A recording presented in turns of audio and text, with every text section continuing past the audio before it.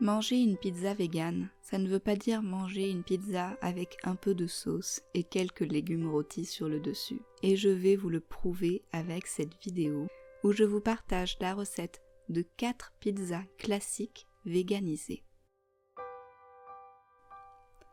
On commence par faire la pâte à pizza. Si vous n'êtes pas intéressé, je vous indiquerai sur l'écran où aller pour avoir directement la recette des pizzas. Dans un bol, je mets de l'eau tiède à laquelle je mélange un peu de sucre. Je rajoute ma levure qu'on va faire activer.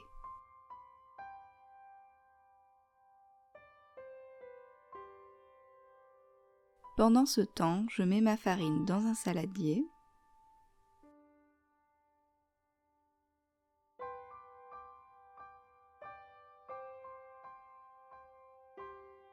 Et j'y mélange une belle quantité de sel. Ne soyez pas timide, c'est très important dans tout ce qui est type pâte à pain.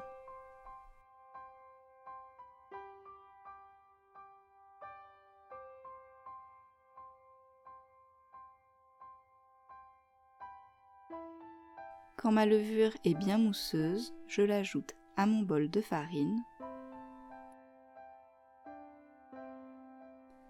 et j'y verse un peu d'huile d'olive.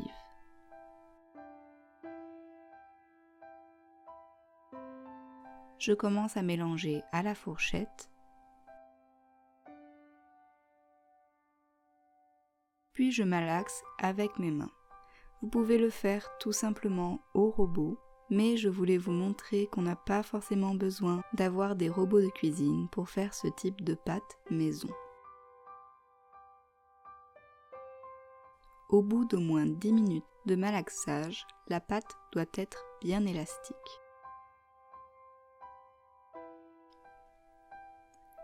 Je la remets dans mon saladier et je la couvre d'huile d'olive.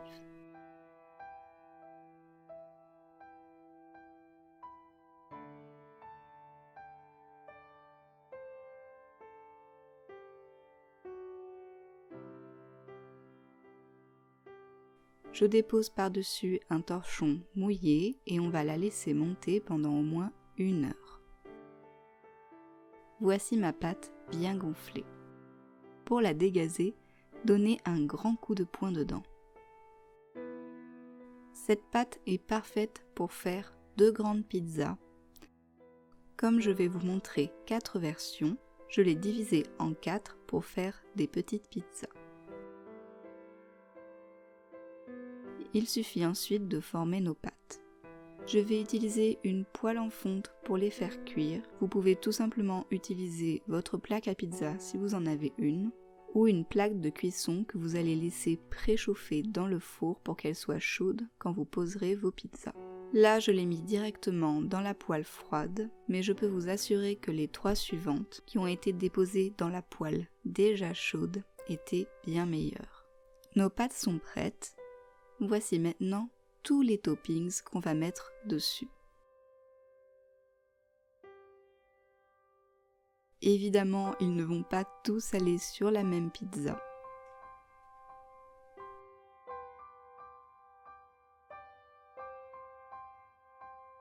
On a pour commencer nos bases, de la béchamel bien épaisse. Les grumeaux dedans, c'est pas grave du tout, c'est parce qu'elle a refroidi en faisant des petits morceaux. Et du coulis de tomates où j'ai rajouté tout simplement un peu de sel et des herbes de Provence. Nos fromages, là aussi ils ont refroidi, c'est pour ça que la texture n'est pas très appétissante, mais j'ai ma fondue à gauche et mon fromage de courge à droite. Et voici tout le reste de nos toppings. On a des rondelles d'olive. Il y en a beaucoup parce que moi j'aime beaucoup d'olives sur les pizzas, des tranches de champignons de Paris, de l'oignon finement émincé, des tranches de saucisses de la marque Witty type merguez qui sont juste extrêmement bonnes, des figues, si elles ont une tête bizarre c'est parce que ce sont des figues décongelées, mais vous pouvez aussi utiliser des figues séchées, du tofu fumé coupé en lardons, des PVT déjà réhydratés et préparés, et des noix de Grenoble.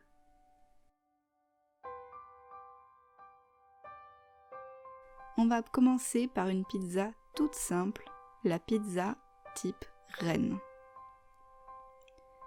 On met notre coulis de tomates, il ne faut pas en mettre trop, et bien l'étaler.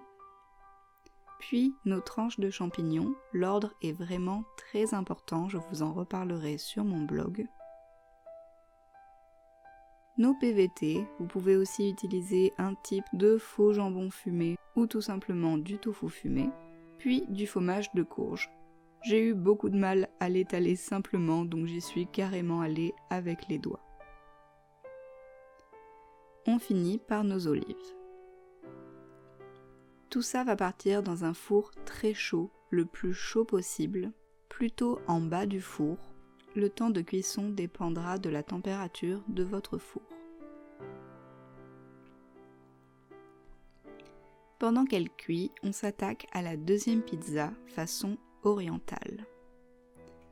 Dans le coulis de tomates qui me reste, je mets un peu de piment en poudre et de l'ail.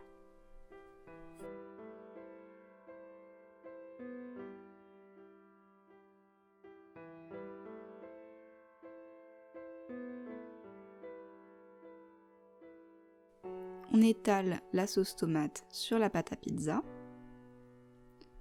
On rajoute les morceaux de merguez végétale.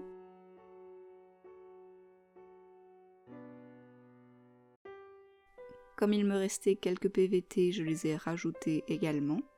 Le fromage de courge.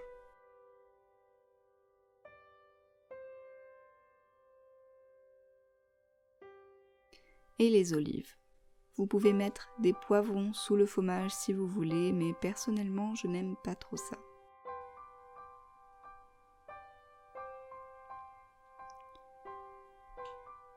Pour la mettre au four, ça va être un peu différent parce que je vais le faire sur ma plaque ou ma poêle déjà chaude. Je vous en conjure, si vous faites ça, faites très attention à ne pas vous brûler. Votre plaque ou votre poêle en fonte sera très chaude. En mettant la pizza sur une assiette, je fais glisser le papier cuisson directement sur la poêle. C'est pour cette raison que j'utilise du papier cuisson. Et ça part au four. Faisons maintenant nos pizzas à base de sauce blanche. On commence par la pizza forestière. Normalement, on utilise de la crème fraîche, mais je n'aime pas trop la crème fraîche végétale, alors la béchamel est un super remplacement. J'étale une couche généreuse cette fois-ci de béchamel. Je mets mes oignons émincés, encore une fois, l'ordre est très important. Je rajoute ensuite mes tranches de champignons.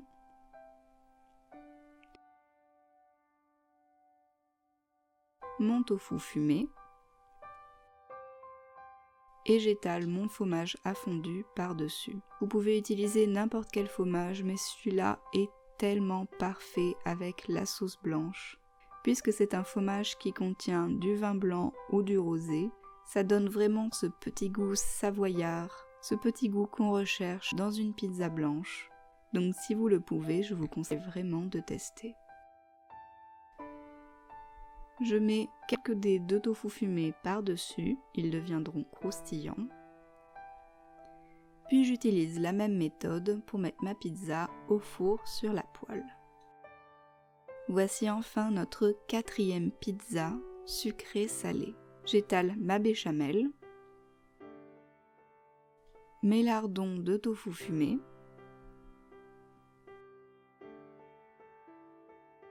mon fromage de fondu, mes noix, vous pouvez aussi utiliser des noisettes ou même des pignons, et mes figues. Si vous utilisez des figues séchées, je vous conseille de les réhydrater avant.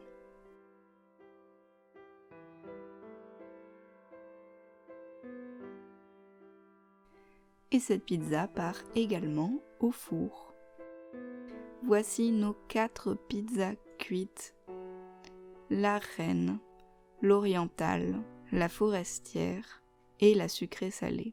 Il suffit de finir en mettant un petit filet de sirop d'agave ou de sirop d'érable sur la sucrée salée.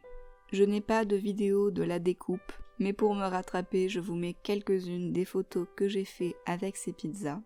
Elles sont vraiment délicieuses, elles changent tellement des éternelles pizzas aux légumes qu'on voit un peu partout. On reconnaît vraiment le goût des pizzas classiques, ultra réconfortantes et décadentes.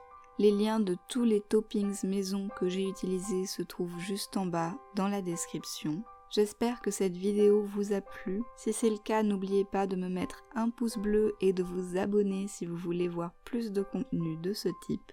N'oubliez pas de me dire en commentaire quelle est la pizza qui vous donne le plus envie. Et en attendant la prochaine vidéo, je vous fais des très gros bisous et je vous dis à très bientôt.